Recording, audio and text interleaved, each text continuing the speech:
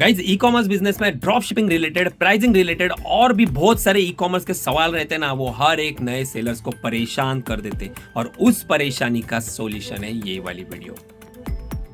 Hey guys, आप सभी का स्वागत है हमारे 100 डेज ब्लॉगिंग चैलेंज में, जिसमें हम 1 करोड़ रुपीस का बिजनेस बनाने वाले हैं। और आज का जो दिन है ना, ये 33वां दिन है।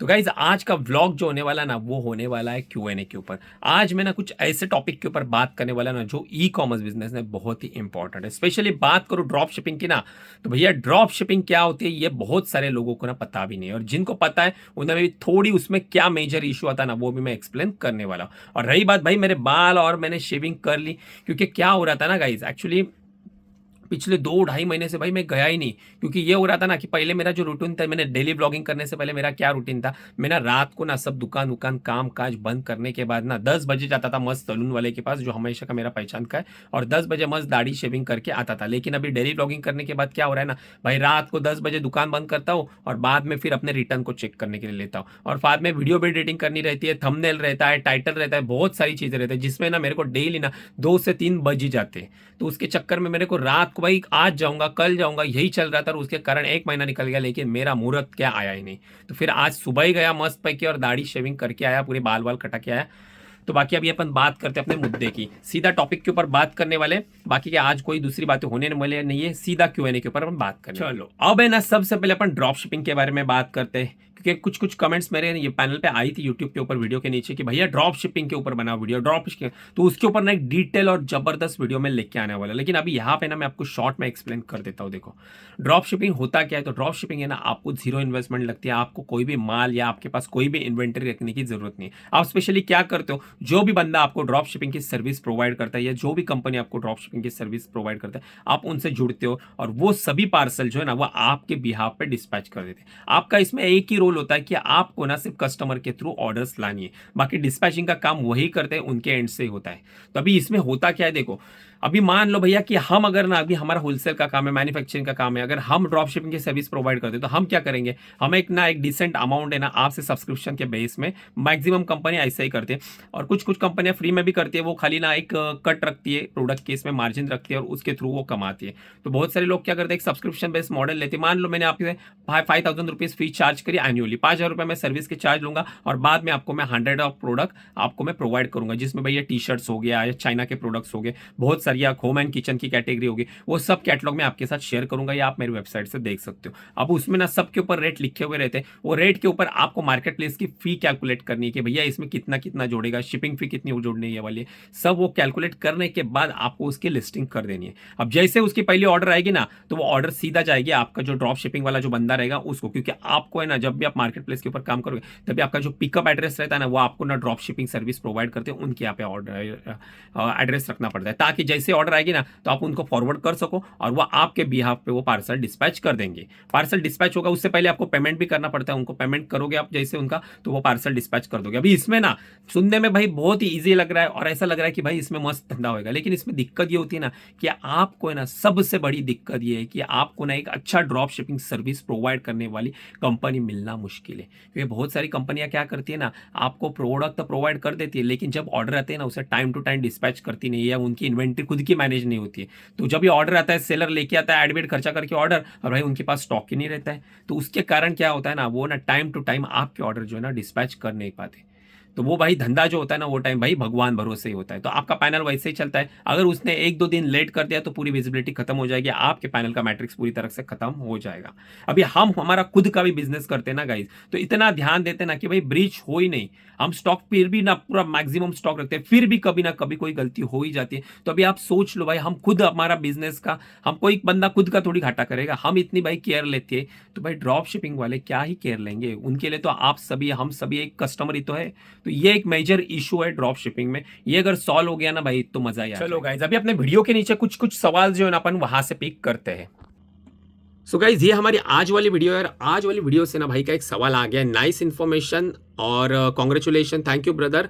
यहाँ पे उसने लिखा है, I can't buy barcode printer now, I have a laser and injector printer with me, can I use this printer for barcode printing. अब है ना भाई, सच बताऊं ना तो मैंने ये वाला प्रिंटर कभी यूज करा नहीं है, लेकिन अभी इसकी थोड़ी मेरे को जानकारी है। तो इसमें क्या होता है ना, ये A4 साइज वाले जो प्रिंटर रहते हैं ना, चाहे आप ये वाला करो या इप्सन का जो मैं भी बोलता हूँ ना मैनिफेस्ट के लिए प्रिंट करने के लिए, उसमें ये होता है ना कि मार्केट में A4 साइज की जो है ना ये बारकोड शीट मिलती है, उसके ऊपर 6 8 ऐसे बारकोड लगे हुए रहते हैं। तो वो शीट आपको मार्केट से लानी पड़ेगी और उसके थ्रू आपको ना प्रिंट करना पड़ेगा। तो उसके लिए क्या करना पड़ेगा, थोड़ा आपको प्रिंटिंग का जो फॉर्मेट रहेगा ना, जैसे मान लो मीशो का हो गया, फ्लिपकार्ट का हो गया, तो उसे ना एक A4 साइज में आपको कस्टमाइज करके ना वो चारों तरफ, अगर 4 शीट आते हैं, 4 बारकोड आते हैं ना, तो चारों अलग अलग लेबल आपको सेट करने पड़ेंगे और बाद में आप उसे प्रिंट कर सकते हो। तो ये एक दिक्कत है और काम होने के लिए हो सकता है थोड़ा टाइम कंज्यूमिंग है।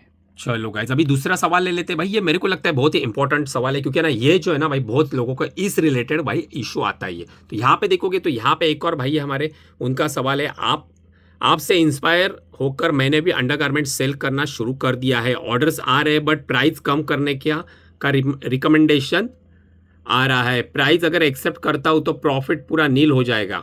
अब भाई सबसे पहले आपको कॉन्ग्रेचुलेशन कि आखिर आपने अपना बिजनेस लॉन्च कर दिया। अब है ना आपका सवाल जो है ना प्राइस रिलेटेड, वो मैं बाकी ऑडियंस को भी एक्सप्लेन करना चाहूंगा। तो यहाँ पे ना सबसे पहले ये जो बात करें ना, ये मीशो के बारे में बात करें तो मीशो पे ना एक फीचर्स आता है प्राइस रिकमेंडेशन का। तो उसमें क्या होता है ना, अल्गोरिदम है ना आपके प्रोडक्ट रिलेटेड ना उसको थोड़ा स्टडी करने के बाद आपको ना एक प्राइस देते हैं। अगर वो प्राइस पे अगर आप प्रोडक्ट बेचोगे तो आपको ऑर्डर्स आने के चांसेस बढ़ जाते हैं। ये मीशो का कहना है। अब वो कौन सा फीचर है मैं मेरे पैनल पे भी आपको दिखा देता हूँ।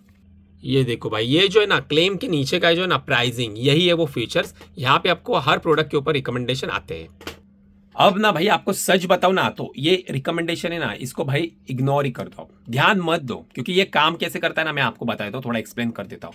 देखो प्राइस रिकमेंडेशन कैसा है ना, ये एक नेचुरल बिहेवियर के ऊपर काम करता है। नॉर्मली क्या होता है ना, आप कभी भी कोई भी प्रोडक्ट अपलोड करते हो तो अल्गोरिदम ऐसे सेट किया हुआ रहता है कि नॉर्मली उनको पता ही होता है कि नॉर्मली कोई भी बंदा प्रोडक्ट अपलोड करेगा तो उसमें 30-40% का मार्जिन रखेगा ही रखेगा। तो स्टार्टिंग में ये आपको क्या करेगा, 15% का डिफरेंस दिखा देगा। क्या मान लो अगर आपका प्रोडक्ट 100 रुपए में आपने लिस्ट करा है तो ये आपको बोलेगा कि इसकी प्राइस जो है ना आप 85 के ऊपर लिस्ट कर दो, ताकि आपको और अच्छे से विजिबिलिटी मिलेगा और ये कंपटीटर प्राइस हो जाएगी। हालांकि ना अगर वो प्राइस भी आपके ऑलरेडी कम रहेगी ना तो भी ये आपको रिकमेंडेशन देगा ही देगा।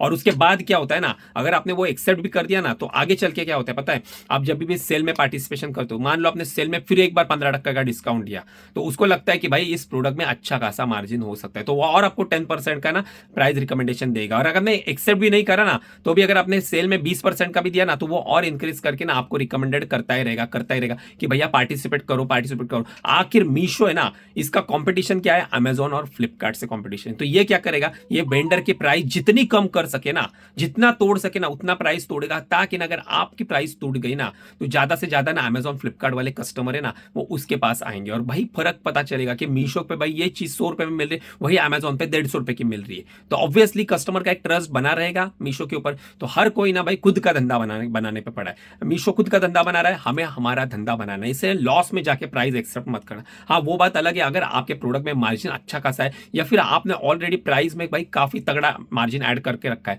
और फिर भी आपको रिकमेंडेशन आता है और फिर आपको लगता है कि भाई ये एक्सेप्ट करने के बाद भी मैं प्रॉफिट में रहूंगा, तो करो, अच्छी बात है, तो आपको थोड़ी और भी विजिबिलिटी मिल सकती है। चलो गाइस, ये हमारी आज वाली वीडियो है, उससे अपन और एक सवाल ले लेते हैं। तो यहाँ पे देखो एक भाई है, उनका सवाल है, सर मेरे मीशो पर मंथ में 300 प्लस डिलीवर करता हूँ और मेरी और टोटल रेटिंग है 3.9 है, मुझे मीशो में एम ट्रस्टेड टैग कैसे मिलेगा। देखो भाई सबसे पहले ना मीशो एम ट्रस्ट है ना, वो आपको कुछ भी नहीं करना है, आपको ना ही कहीं पे अप्लाई करना पड़ता है। वो ऑटोमेटिकली जैसे ही आप एलिजिबल हो जाते हो ना, आपका एक्टिव आपका जो अकाउंट रहता है ना वो सभी क्राइटेरिया फुलफिल करता है ना, तो ऑटोमेटिकली आपके प्रोफाइल के नीचे एम ट्रस्ट का साइन आ जाता है। अब उसमें क्या होता है ना, आपने बोला डिलीवर कर दो, लेकिन ना उसमें रिटर्न वाले जो पार्सल रहते हैं वो भी काउंट किए जाते हैं। जब आप 400 पार्सल डिलीवर करोगे ना तब जाके भाई आपका कहीं 300 प्लस आपका काउंट जो है ना वो सक्सेसफुली डिलीवर में आ जाएगा। और उसमें भी और एक मेजर क्राइटेरिया रहता है रेटिंग।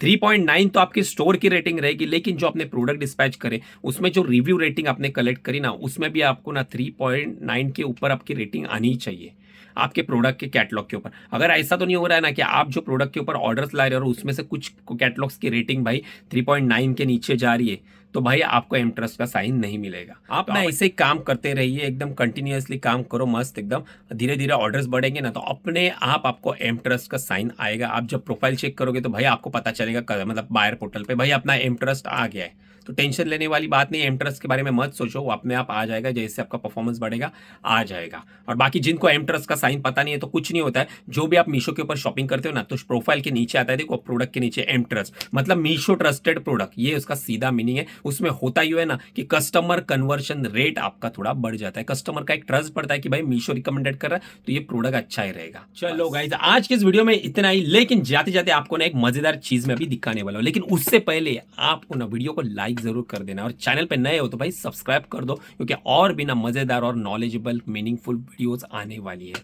अभी क्या हो रहा था ना, मैं यहाँ पे ना अपने क्लेम प्रोसेस कर रहा था, कुछ ना रॉन्ग प्रोडक्ट आए थे तो उसका मैं क्लेम डाल रहा था, तो उसमें से एक पार्सल में भाई एक ऐसा प्रोडक्ट आया, इतना गंदा प्रोडक्ट आया भाई, आप देख लोगे ना भाई आप भी शॉक हो जाओगे। भाई परेशान कर दिया है भाई। अभी ये लॉजिस्टिक वालों ने झोल किया है या कस्टमर ने, वो तो मुझे पता नहीं, लेकिन झोल एकदम गंदे तरीके से किया है।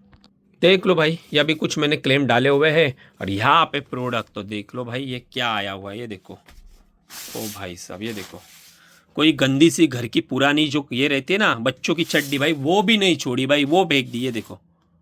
अब इसका क्या करूं भाई, हाथ में पकड़ने में भी भाई घिन आ रही थी। तो भाई ऐसे भी स्कैम होते हैं मीशो के ऊपर।